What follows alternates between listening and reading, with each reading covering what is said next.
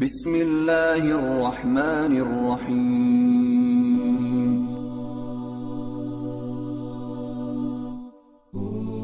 You can either deal with the pain right now and get closer to Allah subhanahu wa ta'ala, or you can delay dealing with the pain, seeking the pity of others, seeking help from others, and prolonging the pain without any recourse. And it's very important to understand the cycles that individuals go through when they go through pain. When they lose someone that they love, when they feel betrayed by another individual, the very first reaction they have is to isolate themselves. They want to be alone. And this is the first thing you need to recognize, that this is not what you want to do. This is not a natural reaction, but rather it is shaitan telling you that you will feel better when you're alone, because you're the only one that understands what you're going through. It is a deception from shaitan. So while you may need to be alone for a little while, prolonged isolation is very harmful and detrimental to your situation. What you want to do at that time is that short period of time, once you've gotten over that initial rage, that initial pain, then after that you need to get around the believers. You need to get around people who are going to remind you of Allah subhanahu wa ta'ala. There was a friend, a brother to me who I studied with in the University of Medina. He got married, and this was like his lifelong mission. He was a convert, and it was extremely difficult for him to get married. He would go from house to house, propose to sister. The father would see his skin color and say, sorry, you know, you don't have enough money, or your family isn't good enough. Or they would actually say straight out, I'm sorry, but you're black, and my sister and my daughter isn't. And he would be rejected. The day that he got married was one of the most beautiful experiences for him, because that's what he was striving for. That he was chaste and he protected that chastity, and that's what he wanted. Then imagine the day his wife finally becomes pregnant. His wife becomes pregnant, and they're joyous together now that they're about to give birth to a beautiful baby. 9 months pass by, the sister is taken to the hospital. The brother says to his neighbor, look, take her to the hospital. I need to sort some stuff else in the house, and I'll meet you guys in the hospital. The pregnant sister goes to the hospital, and this brother packs up the stuff that the sister will need in the hospital, and he heads to the hospital. He gets to the hospital. Both his wife and his child have passed away. And that is why when it comes to pain and suffering only becomes negative if it creates a barrier between you and Allah subhanahu wa ta'ala. But it becomes positive. Pain becomes positive, a motivation for you when it brings you back to Allah subhanahu wa ta'ala. And this is what every individual who's going through pain and suffering needs to realize. That this point of pain and suffering is not that Allah subhanahu wa ta'ala wants to punish you, but rather this is a calling from Allah subhanahu wa ta'ala, oh my slave, come back to your Lord. Oh my slave, this is a reminder for you that I want to bring you back to me. And this is one of the wisdoms of trials and tribulations, that while we call each other on the phone, while we text message each other, the calling of Allah subhanahu wa ta'ala comes through trials and tribulations. And you can react one of two ways. Either you can deal with the pain at that moment and decide to get closer to Allah subhanahu wa ta'ala, or you can decide to just restrict that pain to yourself, not do anything about it, and then you'll see what it does to your deen.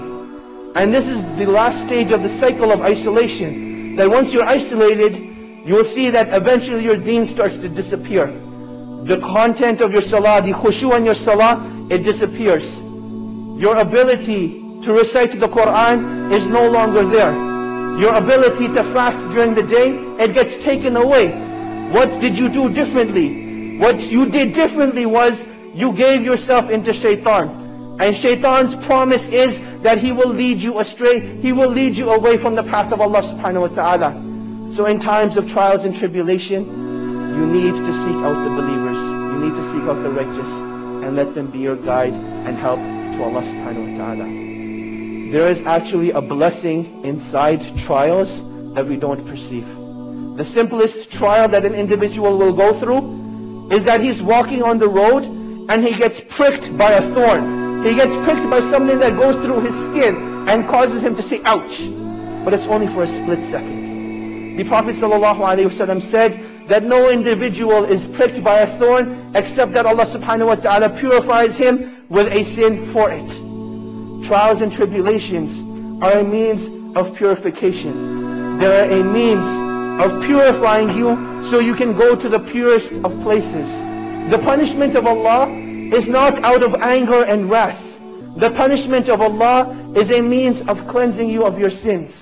The punishment of Allah is a preparation that you can go into noblest and purest of places. Al-Firdaus Al-A'la. And this is why Allah subhanahu wa ta'ala sends trials and tribulations. Point number 6 is that in this world, you will never truly be happy. No matter what Allah subhanahu wa ta'ala gives you, you will never truly be content. You can have the most amount of money in the world, you can have the biggest house, you can have the most beautiful spouse, you can have everything that you desire, and you'll never be happy. True contentness and satisfaction comes in the akhirah alone. It comes when we are in paradise.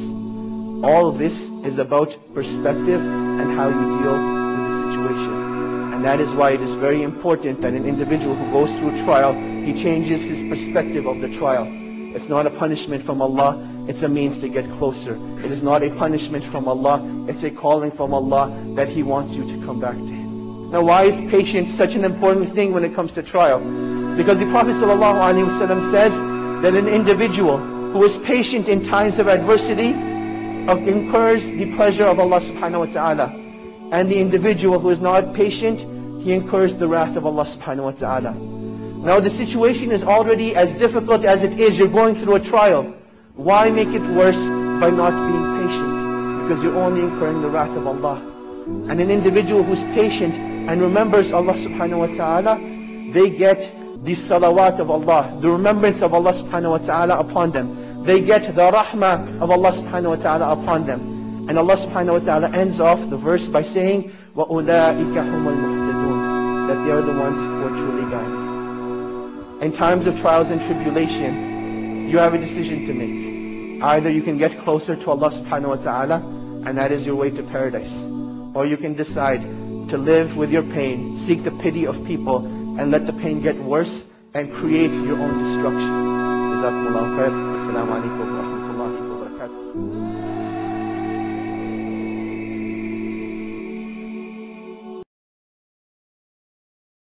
وذكر فإن الذكرى تنفع المؤمنين